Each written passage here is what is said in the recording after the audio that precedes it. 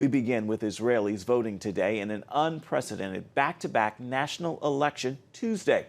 It is the second time in 6 months that voters in Israel have gone to the polls. The election will decide if longtime Prime Minister Benjamin Netanyahu stays in office. He's already the longest-serving leader in Israeli history, and he's seeking a fourth consecutive term and a fifth overall. But he faces a stiff challenge from retired military chief Benny Gantz, whose blue and white party is running even with Netanyahu's Likud in the polls. Here's CBN News' Middle East Bureau Chief Chris Mitchell from Jerusalem with a look at today's voting.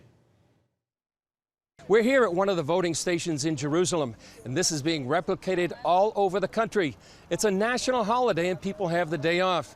It's also an historic day because for the first time in Israel's history, Israelis are going to the polls 2 times in 1 year. The reason for that is after the April elections, Israeli Prime Minister Benjamin Netanyahu was unable to form a coalition government. A lot of people are asking the question, well, what's going to happen now? We talked to one of Israel's main politicians, Ayelet Shaked, last night, and she said really nobody knows. Well, here's what some of the Israeli voters we had to talk to today had to say. I think actually that there's not going to be a change because logical people would go to vote to the same parties that they voted 4 months ago. Therefore, it's going to be probably the same. I think I'm focused more on social values rather than on security issues, because security issues seem to be pretty constant all the time, but the domestic issues are the things that really affect our lives day to day that no one really talks about. There's a lot at stake both internally and externally in today's election. One major question Israeli voters will be determining today is whether or not Israeli Prime Minister Benjamin Netanyahu is the one to take Israel through these dangerous geopolitical waters, especially after the recent attack against Saudi Arabia's largest oil processing facility and the danger and possibility of a major war with Iran. And also another major factor is that President Trump says after today's election, he'll be releasing his long-awaited peace plan. Well, CBN News will be covering all these developments, so stay tuned. I'm Chris Mitchell, CBN News, Jerusalem. America blames Iran for the devastating attack on the key Saudi Arabia oil facility. So, how will the Trump administration respond? Gary Lane reports the president is taking a wait-and-see approach until all the evidence is in. After tweeting that the United States was locked and loaded and ready to respond to the Iranian attack, the president backed off a bit on Monday, suggesting that a U.S. military response may not happen. He said the attack was against Saudi Arabia, not the United States. But we would certainly help them. They've been a great ally. I don't want war with anybody. I'm somebody that would like not to have war. President Trump is taking a wait-and-see approach, wanting to see evidence proving Iran launched the massive attack on the Saudi oil refinery. Iran says its proxy, the Houthi rebels in neighboring Yemen, were responsible. But a U.S. official says 12 cruise missiles and 20 drones were used in the missile strike. Both the U.S. and Saudi Arabia insist the Houthis are incapable of making such an attack. At least 1 drone and 1 missile were left intact. An investigation is underway, but the Saudis say the armaments were Iranian-made, and they say the airstrike likely came from Iran or Iraq, not neighboring Yemen. Saturday's attack means 5% of the world's oil supply is now shut down, and gas prices may jump as high as 25 cents a gallon here in the United States.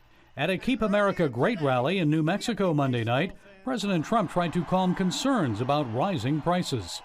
But a few years ago, they would have been in a panic. Today, we got a lot of oil, we got a lot of gas. And it's his policies, says the president, that have caused the United States to become the world's #1 producer of oil and natural gas. And Trump says that has created a lot of jobs, not only in New Mexico, but throughout the United States. Gary Lane, CBN News.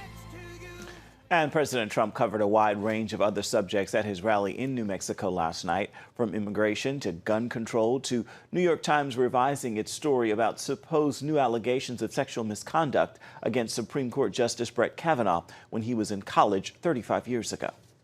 Did you see the New York Times? Did you see what they're doing? Did you see what Democrats? They're calling for his resignation. They're calling for his impeachment. And the woman involved said she didn't know anything. She doesn't, but they still. So the New York Times had to put out a major apology. and they had to change their story. The woman said, I don't remember that. Okay, believe? And they still want him to be impeached. And I just put out a statement, and he's a great man, by the way, great talent, a great, brilliant man, Brett Kavanaugh. And I just put out a statement on social media that said, I don't think they'll do it, but they should, for the good of the nation.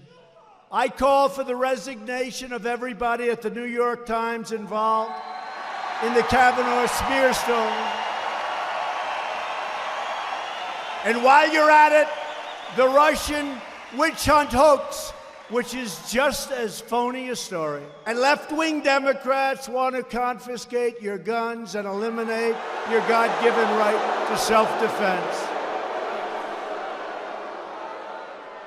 You know that. As your president, I will never allow them to take away your liberty, your dignity, your Social Security.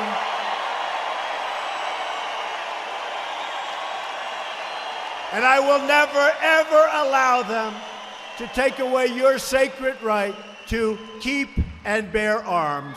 Because the Hispanic Americans, they understand they don't want criminals coming across the border.